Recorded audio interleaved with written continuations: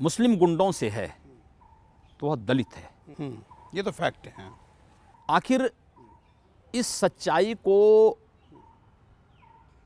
मायावती जी क्यों नहीं समझ पाई, मैं नहीं समझ पा रहा हूँ। वो तो उल्टा 100 टिकट दिए उन्होंने। 2012 के चुनाव के समय उन्होंने साफ घोषणा की थी। उन्होंने उस समय कहा था कि मुसलमानों ने हमें वोट नहीं दिया है। उनको जो वोट मिला था दलितों का वोट मिला था उस समय भी।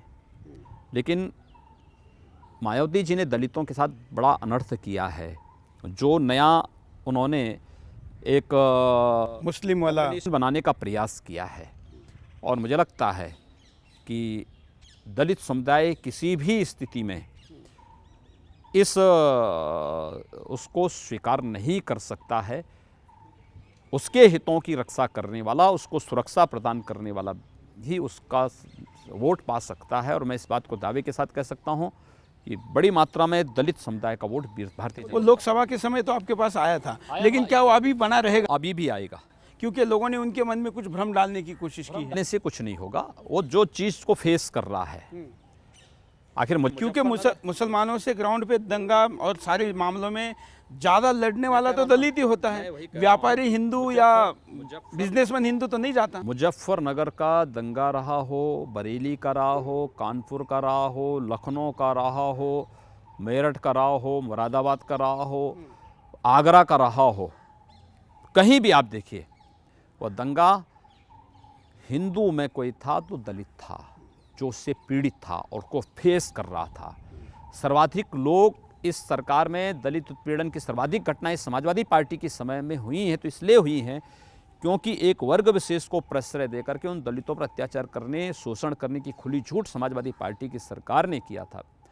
और एक भी बार मायावती जी उसके खिलाफ नहीं बोले। अगर आगरा में कोई घटना होती है दलित उत्पीड़न की, हिंदू उत्पीड़न की, तो प्रोफेसर रामशंकर कठेरिया खड़े होते हैं उनके पक्ष में उन आताइयों के खिलाफ मुकाबला करने के लिए।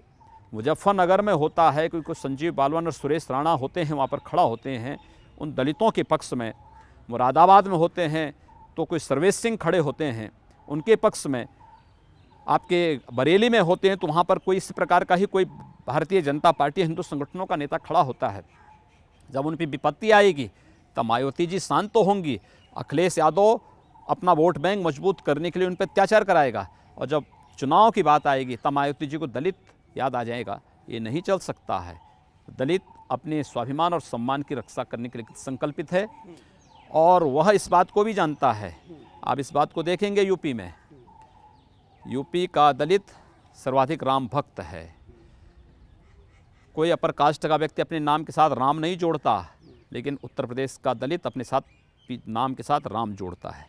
फिर भी कुछ पूछना रह गया हो और आप चाहते हो कि यूपी की जनता को बताए, तो ऐसा क्या है? देखिए, मैं तो यूपी की जनता से एक ही अपील करूंगा